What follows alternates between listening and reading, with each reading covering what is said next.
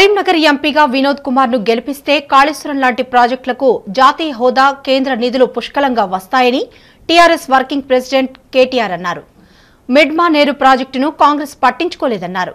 నీతి ఆయోగ్ చెప్పినప్పటికీ కేంద్ర ప్రభుత్వం మిషన్ భగీరథ, మిషన్ కాకతీయలకు ఒక్క పైసా ఇవ్వలేదని మండిపడ్డారు. రాజన్న సిరిసిల్ల జిల్లా గంభీరావుపేట మండల కేంద్రంలో టీఆర్ఎస్ ఆధ్వర్యంలో భారీ బహిరంగ సభ ఏర్పాటు చేశారు. ఈ సభలో TRS working president KTR, Karimnagar MP అభ్యర్థి వినోద్ కుమార్తో పాటు అధిక సంఖ్యలో టీఆర్ఎస్ శ్రేణులు పాల్గొన్నారు. మండల కేంద్రంతో పాటు అన్ని గ్రామాల నుండి భారీ సంఖ్యలో ప్రజలు బహిరంగ సభకు హాజరయ్యారు. ఈ సందర్భంగా కేటీఆర్ మాట్లాడుతూ టీడీపీ, కాంగ్రెస్, బీజేపీలపై పలు విమర్శలు చేశారు. రాబోయే ఎన్నికలు దేశ భవిష్యత్తును నిర్ణయిస్తానని తెలిపారు. రైతు బంధును సీఎం చంద్రబాబు, ప్రధాని మోదీలు కాపీ కొట్టారని ఆరోపించారు. 71 ఏళ్ల తర్వాత కూడా అభివృద్ధి చెందుతున్న దేశంగా ఉండడానికి కారణం కాంగ్రెస్, బీజేపీలేనని విమర్శించారు. సీఎం కేసీఆర్ ప్రవేశపెట్టిన రైతు బంధు పథకం దేశానికి ఆదర్శంగా నిలిచిందన్నారు. రైతు బీమా అన్నదాత కుటుంబానికి కొండంత అండగా నిలిచిందని తెలిపారు. బీడీ కార్మికులకు ఆసరా పెన్షన్లు, ₹1,00,000 వరకు పంట రుణాలు మాఫీ చేస్తున్నామన్నారు.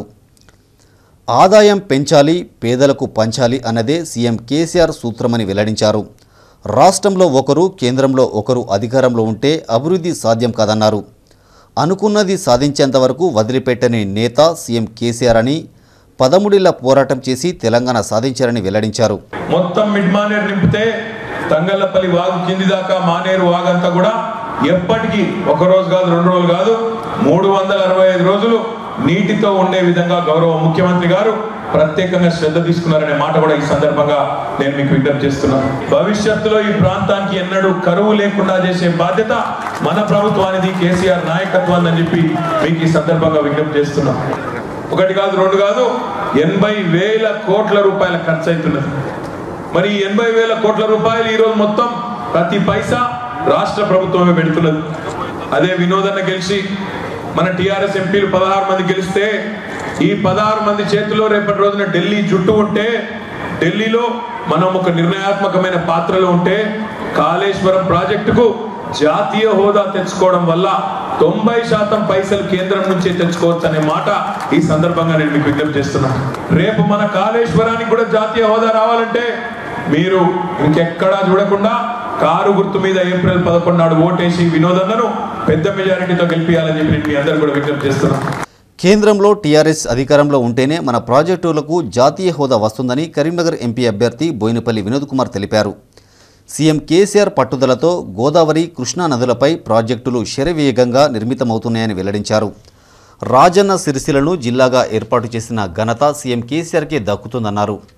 ఢిల్లీని శాసించాలి అంటే 16 ఎంపీ సీట్లు టీఆర్ఎస్ గెలవాలని తెలిపారు. మనకు కరీంనగర్ నియోజకవర్గానికి వచ్చేసరికి కేసీఆర్ గారు కన్న కలలు ఇలా కరీంనగర్ నుండి వేములవాడ మీదకెళ్ళి, మన సిరిసిల్ల మీదకెళ్ళి, సిద్దిపేట మీదకెళ్ళి హైదరాబాద్ కు రైలు పోవాలని చెప్పి వారు ఇక్కడ ఎంపీ ఉంటే కూడా మరి పొన్న ప్రభాకర్ గారు ఎంపీగా ఉండే, కానీ ఆ ఫైలు దుమ్ము దులుపలేదు. ఏదైతే మళ్ళీ 2014లో మన రాష్ట్ర ప్రభుత్వం వచ్చిందో, కేసీఆర్ గారు ముఖ్యమంత్రి అయినో, నేను ఎంపీ అయిన తర్వాత మళ్ళీ కేసీఆర్ గారు కన్న కలలు ఇలా మరి కొత్తపల్లి మనోహరాబాద్ రైల్వే లైన్ ఇలా పూర్తి చేసుకుంటున్నాం. వచ్చే ఏడాది లోపల మన సిరిసిల్ల పట్టణానికి రైలు పూత పోగించే విధంగా మరి రామారావు గారు, నేను ప్రయత్నం చేస్తాం. మొన్ననే సిరిసిల్ల పట్టణంలో ఎక్కడ రైల్వే స్టేషన్ కట్టాలనే నిర్ణయం కూడా కేటీ రామారావు గారు నేను కలిసి కూర్చొని నిర్ణయం చేయడం జరిగింది.